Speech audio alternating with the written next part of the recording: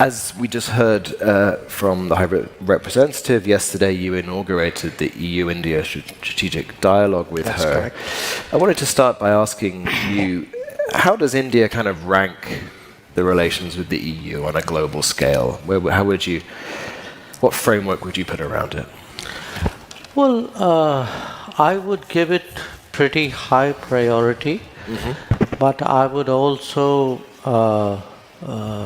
accept that in many ways we've been more focused on some individual European states. Interesting. And it's really been maybe this decade that we've had a more comprehensive engagement with Europe, with Brussels, with, let us say, the Nordic countries, with the Mediterranean countries. So it's been this decade, the interest in Europe, the intensity of ties has grown. But right now, you catch us at a very important moment. We had the College of Commissioners, Of course. very soon after they came into office, visit India collectively. We know that's a very unusual and very positive step. And we are really looking at, deepening our ties. So the centerpiece is the FTA, Of course. which has been under negotiation for some time now. But everything that I heard, including this morning from Commissioner Shevchovich, was very positive. I think we're making very good progress. But beyond trade, when we look at, we have a Trade and Technology Council with the EU. We discussed the objective of a defense and security partnership.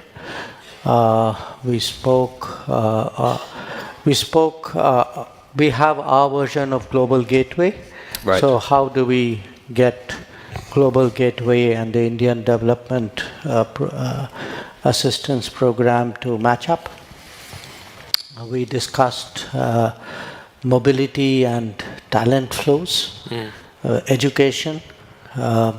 So I would say really it's a relationship which is which is growing, and given the state of the world, certainly from the Indian perspective, I think its importance is growing, and that's the message I'm hearing from my European counterparts as well. I'm very keen to ask you about the state of the world, but just Could I take? Of course, it's yours. Sure. Yeah. Just as a quick follow-up, I mean, your government and the college are on the clock. Prime Minister Modi and Commission President von der Leyen set a target of the trade deal by the end of the year. You're still on track to hit that? Shevchovich is a pretty busy man at the moment. So are we all, for reasons not always within our control. Sure. But sure. I think between end February, when the College of Commissioners was there, we are now in June. There's been a lot has been done, and everything that I heard on this trip gives me the confidence that it's within sight. Yes. That by the end of the year it is feasible to do this. Good news indeed. So, as you said, the world is in pretty fractured state. Okay. Whether or not you want to blame it on the new US president or not, it's a fact that things are changing. India has long had a very powerful non-aligned status. I mean, do you feel that is now coming into its own? I was in Europe about 2 weeks ago, a different part of Europe, and a prominent European leader actually sharing with me their thinking. Yeah.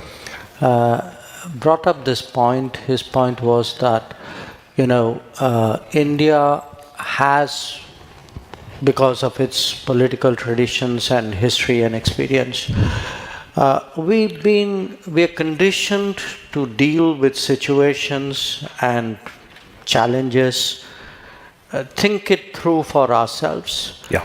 and essentially make decisions based on what capabilities we have and what we are able to leverage from the world. And that's because, we have never been an alliance Sure. partner. By the nature of our foreign policy structure, our strategic choices, we sort of have that mindset and approach. Now, obviously, Europe has a very different history, and so some of the predicaments that Europe faces today are experiences perhaps which for us are normal. I mean, that's the way we have grown up and built our foreign policy. I would say in this world that we now are, where there is both in terms of looking, countries are much more narrowly focused on their interest. Not just narrowly focused, also have a much shorter timeline. It's a much more immediate interest that is driving decisions and calculations. And I would say, shall we say, the interests of others and of the larger environment is less of a factor. Interesting.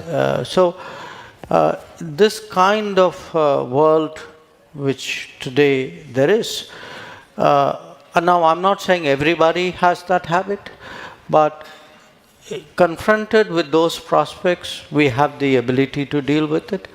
At the same time, we ourselves have, beliefs, values, solidarity.